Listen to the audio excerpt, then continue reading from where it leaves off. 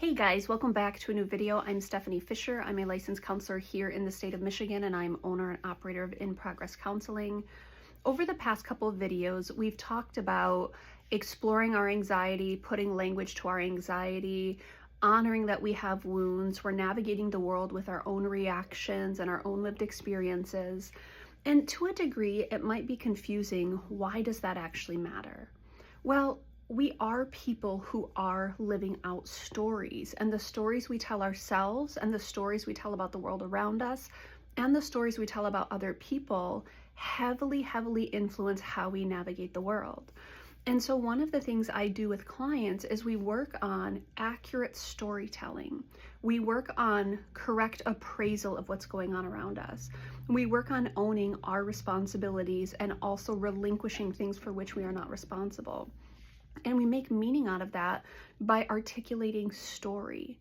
And so one of the things that often we will do is we will slow things down enough to ask about, hey, why did that occur to you? Why is that what you're emphasizing? How does it feel to say that particular thing out loud? What does it feel like to say that?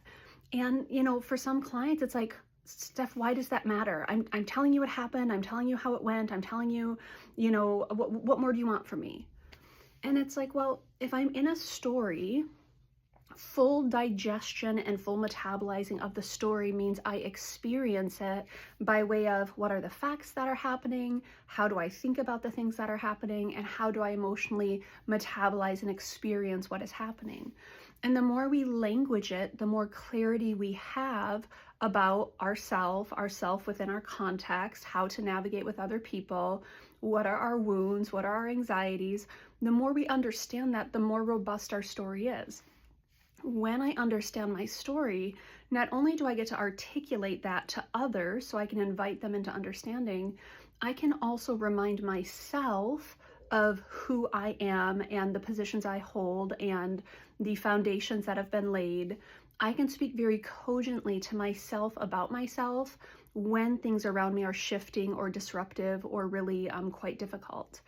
I'll often use the language of trust with clients. When we have a lot of mental health distress, often there's mistrust of ourselves, that we can handle something or advocate for ourselves or exact change somehow. There's mistrust of other people, and sometimes it's because we've been up close to people who are not trustworthy. And so it's a valid mistrust. And there's mistrust of the world around us. So often in therapy, we're working through one of those angles potentially, how to repair trust with self, trust with others, trust with processes, trust with engagement with the world, and how to kind of start walking out some of those things more congruently.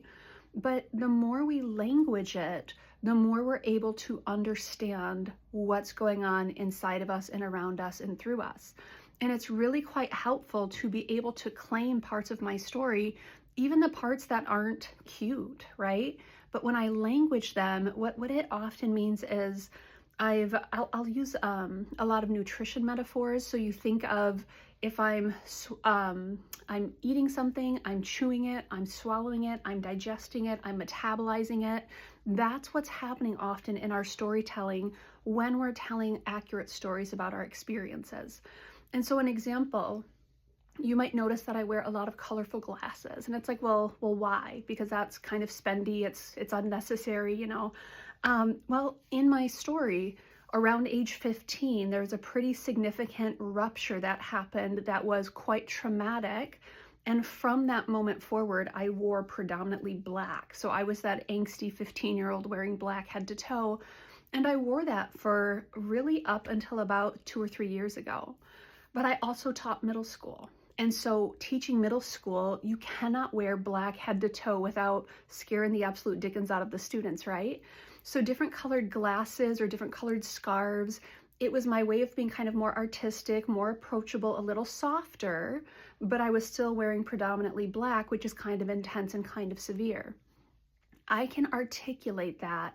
Wearing black is not a problem. Wearing colored glasses is not a problem. But if someone said to me, like, why so many glasses? And maybe they say it with some sort of judgment or criticism. Maybe they say it with some sort of admiration or appreciation. Maybe they say it with some sort of curiosity. Well, none of that actually matters, their response to it, because I know the story. So let's say someone's super critical about, oh my word, what a waste of your money. Okay, not your money, so I think it's okay, right? It's my money. I made that choice. If someone says like, oh, those frames don't look good on your face. Okay, I actually like them, so I'm actually kind of okay with it. Because I know my story, I know my why, I know the process of 20 some years of self-expression, or once upon a time repressed self-expression due to a trauma response in my story. I don't tell people that, but it's just a part of what is. And so when the feedback comes in, it doesn't really mean a whole lot. It doesn't mean, yay, people approve. Oh man, they don't accept. It's like, I'm good with that part of my story.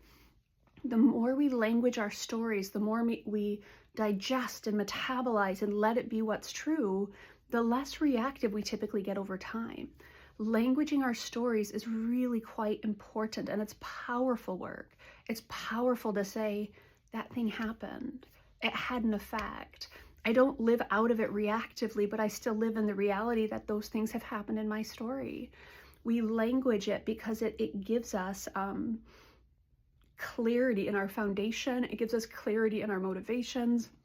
It helps us invite others into understanding us, and it also gives us permission to kind of gently and tenderly hold ourselves when people don't understand, or people are harsh or are critical. And it's like, it doesn't change that I have a story. And so that's part of the invitation this week, to be ourselves. And often we can do that through correctly languaging our story, putting a lot of understanding about, hey, what happened? How am I responding to that? Why am I responding to it that way?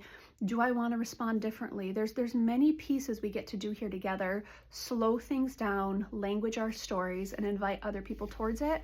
And also just stand on the sturdy foundation, even if others aren't keen on understanding it.